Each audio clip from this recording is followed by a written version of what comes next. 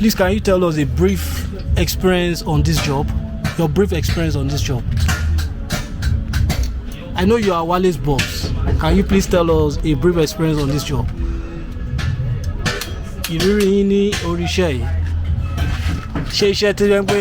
Because we have some guys who actually did mechanical engineering in school, BSc mechanical engineering, but we realize they do not or may not understand the practical aspect of it.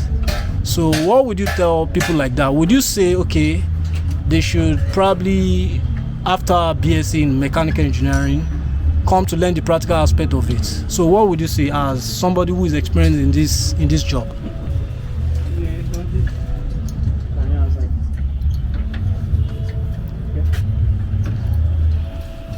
First thing is that mechanical engineering is not about coming to the workshop. It's very, very wide. Very, very wide. It's not only this mechanical aspect. We have different branches. We have the AC, we have the electrical parts. So it's not about just coming to the mechanical workshop. You can go elsewhere. Maybe company, just to know the practical aspect. It does not entail coming to the workshop. That's just what I have to say. But my brother, I would want to tell you that majority of them learns only theory, the theoretical aspect of it.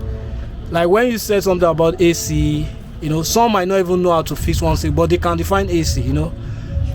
So are you saying it is not cool enough for somebody who finished BSc mechanical engineering to probably just pick up a practical session in a workshop? It's a good idea, but from what I learned that maybe after from the level they do go for ITs. Okay. Yes, so from the ITs they should learn one or two things. But do you think the IT is substantial enough? Well, it's not that substantial. Because that's just the current. Okay, so can you tell us a brief experience on this job? Your experience so far? I started this job since 2015. Okay. So I have HND mechanical engineering. Wow. So whenever I go to during semester break, I just come for practical. So that's why I'm saying that it's not only this part. We have some other parts also. If you want to come into workshop, maybe because the practical part is very, very wide. Practical part. We have AutoCADs. AutoCADs are also there. They can learn AutoCAD if not coming to workshop. So that's just what I have to say. And well, the work is very, very. It's a lucrative business. You know what you are doing. It's not about wearing suits and tie. But you know what you are doing when it comes to workshop. You make money than those wearing suit and tie. Yeah, my brother, I want you to sound that lucrativeness to the hearing of people again. The work is very well. It's very, very lucrative.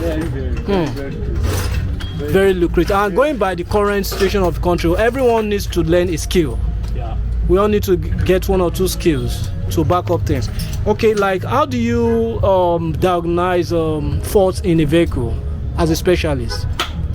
Here in our workshop, we do normally our own diagnostic machine is trial by error. Okay. We don't have the diagnostic machine yet, but we are looking forward to that. Okay. Whenever we have some challenges, we have to diagnose car. There are some experts that we do invite to come and check it for us. But which we are looking forward. We are hoping to have our own machines. But has your trial and error ever failed you? Well, let's say it works 80%, not 100%. That's just it. It works 80%. There are some things that no matter how trial by error, we just have to diagnose and check for the sensors that are wrong, something like that. That's it. Okay. So can you tell me briefly how your typical day looks like in the workshop? My typical day, well, I do resume at maybe 8. From 8, take care, we clean the workshop. So after cleaning, getting customers, we list. When works comes in, we work, and that's how we roll. Maybe by 6 to 7 we are done. start. I don't picture. So what advice would you give to the upcoming engineers, specifically those in automotive engineering, mechanical engineering, and but automotive and mechanical engineering? What advice would you give them before they round off in school? My advice for them is that during their ITs, during their ITs, they should make sure they go to a workshop. If not a workshop, maybe they should make sure they even go to the workshop. That's just it. So they can learn practical aspect. Because the engineer is not about theory alone. It is practical. So that's my advice to them. Because sorry to say that we've seen instances of probably those in the realm of studies that could not change the plug of a vehicle. You know, that's so disheartening. Like you see somebody who read mechanical engineering cannot change the plug. It means they can define plug but cannot actually. What would you say in such instance? For them, well, I can say for my own polytechnic, because I have a tech in medical. Okay. So we polytechnic students, we are known to be technologists. Why they are the engineers. So as an engineer, for them, what I think for them, they are only just to give out work. They don't touch anything technology that deal with it. But my advice to them is that they should know the practical part. That's just it. They have to learn it. So which means polytechnic graduates are more practically oriented than university graduates. Very practically oriented. Thank you very much. I forgot to ask after your name. My name is Real One. Okay. It's nice meeting you, Mr. Real One. Thank you very much. Can you please introduce yourself? My name is William Sakondi. Can I meet you? My name is Wale, okay. I can see you're working on what are you working on there? I'm working brake. Where? Brake. Okay, brake. Okay, good. Okay, brake of a Camry car, right? Yes. All right. So can you tell me some of your experiences and challenges in this work? Some of your experiences and challenges. Àwọn ìdojúkọ nínú iṣẹ́ mechanic. Àwọn experience, àwọn nǹkan tó ti face, tó ti rírí, tó ti ní nínú iṣẹ́ yìí. Nípa no, kì í ṣe nípa brake, nípa ká tún mọ́tò ṣe.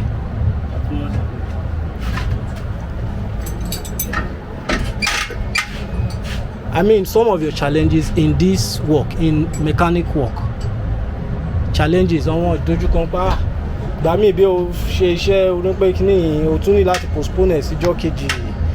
Àwọn challenges. Everybody ló ní challenges lẹ́nu iṣẹ́.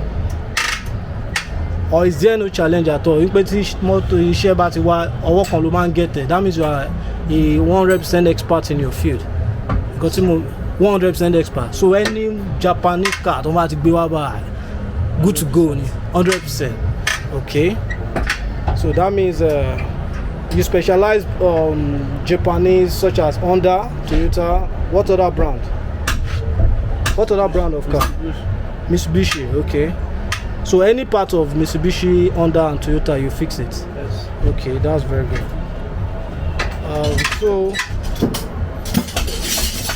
So tell me, how does your typical day go? How is your typical day like? How does your day go? Your typical day. Can you describe your typical day? Ọjọ́ ẹ ṣe máa ń lọ pé okay, ojú láàárọ̀, is it straight to workshop? How does it go? I want to know about that. When I went to shop. You do what? I come to shop. Okay. I do some work. When you wake up, you come to shop. Immediately you come to shop, do you start work immediately? Yes. You start work immediately. That means sometimes you have some yet undone work which you have to attend to when you come to shop. Okay. Mr. Wale, how do you attend to a customer's engine that overheats? What do you check to determine the origin or the source of the overheating? If a car starts overheating, how do you check to determine the source or the origin of the overheating? The first thing is to check the fan. The fan, okay. When the fan is working, and we check the water. Okay. The water is not inside, so the water will do it. So those two things. What other ways do you? What other things do you do to check if a car is overheating? The water is not inside. And what are the signs of overheating in a car? Like, how would you know a car is overheating? Is it made by looking at it or what? We are checking the temperature. The temperature. What if the car is the car could be fault? Probably some of the meters are not properly working. How would you get to know the temperature? Some cars may not. The temperature may not be showing. Yes. So how would you get to know? Is it because you have been into the job, or for a layman like me? How would I get to know, okay, this car is actually overheating? The car will start offing, and you see smoke from the bonnet. Okay.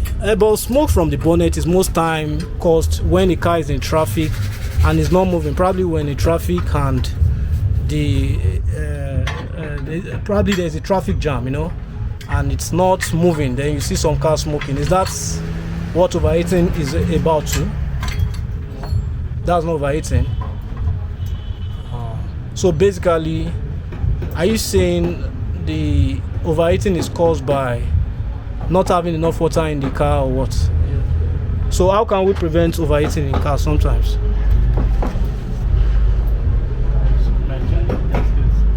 Okay.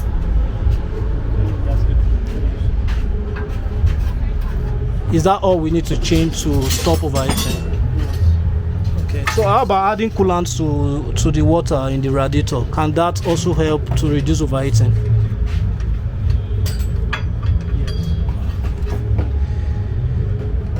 So how do you encourage customers to maintain their vehicles? How do you encourage them to maintain their vehicles? Because I believe in this workshop there's maintenance culture. So how do you encourage customers to maintain their vehicles?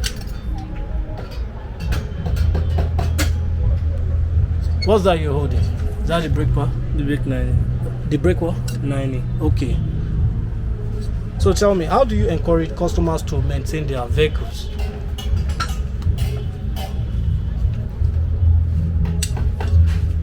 I change it by doing service. Regular servicing. Yes. How long does a servicing last? Is it 3 months, 4 months, 5 months? Because I know some people, they drive their car for 6 months and they've not changed the engine oil. Is that too okay? Not too okay with that. So how long can the servicing last? Like the change of engine oil? Like 3 months. 3 months. Okay. 3 months, 4 months. Okay. So if someone needs advice buying a new car, what do you tell them? What brand of car would you recommend? Toyota. Like the one you're fixing? Yes. But most people like this Corolla Ellie. Okay. Lexus. Oh, Lexus. You fix Lexus too? Yes. Any brand of Lexus? Yes.